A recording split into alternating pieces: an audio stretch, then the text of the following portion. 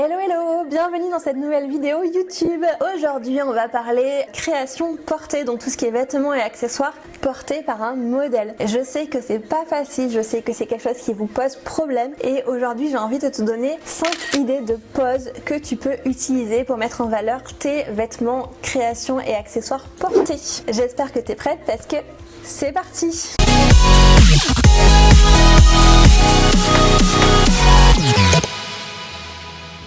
Avant qu'on rentre dans le vif du sujet, j'aimerais quand même te rappeler l'importance de prendre en photo tes créations portées. Je pense que tu le sais, photographier tes créations portées permet vraiment de se les représenter puisque quand on achète en ligne, on peut pas toucher, on peut pas tester, on peut pas essayer, on peut pas voir le tomber. Et ça, c'est vraiment la meilleure des façons de permettre aux gens de se représenter comment ils seraient si portaient tes créations. Ça permet aussi de se rendre compte des volumes, des tailles, des bijoux par rapport à une main, des boucles d'oreilles par rapport au cou, le tomber d'une robe aussi, la longueur qu'elle peut avoir, etc., etc. Donc ça, vraiment, je pense que tu le sais, c'est très important de photographier tes créations et tes accessoires portés. Donc maintenant que ceci est dit, je vais te proposer quelques idées de poses pour pouvoir mettre en œuvre tout ça. Avant toute chose, si jamais tu veux aller plus loin, j'ai créé un petit guide 100% gratuit sur le sujet avec 10 idées de poses pour tes vêtements et accessoires portés, avec des idées en photo et mes conseils pour les appliquer lors de tes shootings. Donc si ça t'intéresse, n'hésite pas à le télécharger, le lien est dans la description. Première idée de pose, tout simplement la photo en mouvement comme la marche. C'est tout bête, mais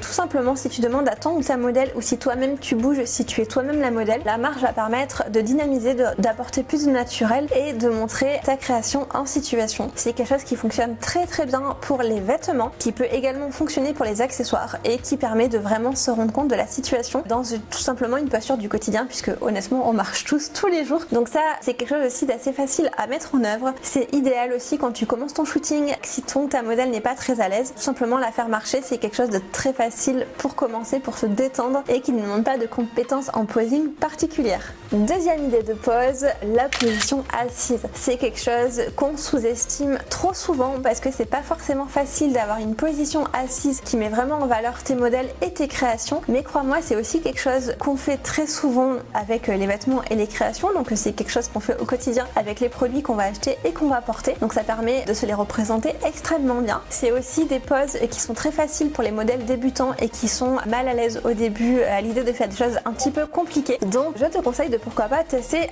ceci. Il y a plusieurs trucs comme par exemple t'asseoir sur un banc, sur une chaise, ça peut être sur un pouf aussi, pourquoi pas avec les jambes allongées si tu veux que la position soit quand même plus élégante et plus harmonieuse. Et il y a vraiment plein de possibilités. Ça peut être assis en tailleur, ça peut être mi-assis avec juste un coin de fesse sur un accoudoir. Il y a vraiment plein de positions qui permettent de vraiment mettre en valeur les créations. Troisième idée de pose, pourquoi pas le dos posé contre une surface, contre un appui, ça peut être contre un mur, ça peut être contre un meuble, ça peut être contre une barrière. Ça aussi c'est une position que j'ai aussi choisie parce qu'elle est très facile à utiliser pour les modèles débutants. Comme tu vois, j'essaye vraiment de te proposer dans cette vidéo des solutions concrètes et pas des poses hyper compliquées que tu vois dans les magazines parce que déjà ça correspond peut-être pas forcément à ta marque. Surtout si tu vends des créations artisanales, tu as besoin de poses et de postures qui sont beaucoup plus naturel. Donc, et aussi, si tu n'as pas de modèle pro à ta disposition, il peut y avoir aussi des difficultés pour réaliser les poses que tu vois dans les magazines. Donc là, je te propose des solutions vraiment beaucoup plus accessibles. Donc, tu peux par exemple faire des photos un petit peu en buste pour des portraits, notamment pour montrer les bijoux au niveau du visage, les boucles d'oreilles, les colliers, etc., etc. Tu peux demander à ton modèle de s'adosser un petit peu, de se mettre de 3/4 et de pourquoi pas mettre les mains dans les cheveux, des choses comme ça, de faire des petits mouvements, de mettre une main sur le visage ou encore une main autour de la taille en fonction de ce que tu veux mettre en valeur. Tu vas voir, c'est pas très compliqué et ça fonctionne à tous les coups. Pose numéro 4, ton modèle est accoudé à une barrière. Ça aussi, encore une position qui est assez facile à mettre en œuvre parce qu'honnêtement, on va pas se mentir, quand on pose devant l'objectif, le truc le plus difficile, c'est de savoir quoi faire de ses mains et de ses bras. Et là, avec cette solution, à chaque fois, tu as les mains et les bras occupés, donc ce qui permet d'être beaucoup plus naturel et décontracté devant l'objectif.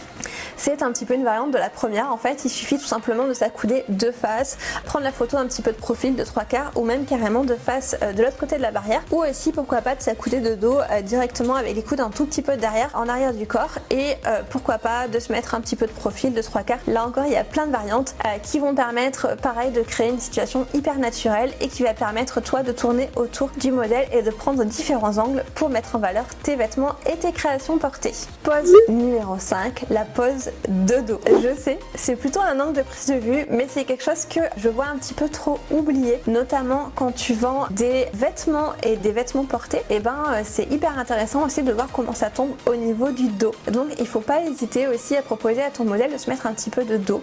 Ça peut être hyper intéressant aussi pour pourquoi pas pour quand tu vends des accessoires type des chapeaux, des écharpes, des choses comme ça. On peut les voir un petit peu de dos, de 3/4 dos. C'est hyper sympa. Et puis évidemment pour tout ce qui est vêtements et tout, ça permet de vraiment voir le tomber à l'arrière. Donc ça, n'hésite pas, tu peux lui proposer au modèle de bouger un petit peu les bras, de relever ses cheveux, de tenir un chapeau, un accessoire pour se donner une contenance. Ton modèle aussi, elle peut se retourner, pourquoi pas, elle est pas obligée d'être 100% de dos, elle peut être un tout petit peu de 3/4, regarder un petit peu l'objectif, par-dessus son épaule ou comme ça apporte encore plus de naturel. Elle peut être aussi en mouvement, tu peux mixer, pourquoi pas, avec le dos en train de marcher ou le dos en train d'effectuer une action et ça apporte encore plus de naturel à tes poses. J'espère que ces petites recommandations et ces poses t'ont donné des idées pour ton prochain shooting photo et notamment pour les prochaines photos de tes créations portées. Si tu veux aller plus loin, je t'invite à nouveau à télécharger mon guide avec 10 idées de poses pour tes vêtements et accessoires portés. Tu auras encore plus d'idées avec des exemples en photo. Et sinon, si tu veux vraiment apprendre la méthode complète pour photographier tes vêtements et accessoires portés de A à Z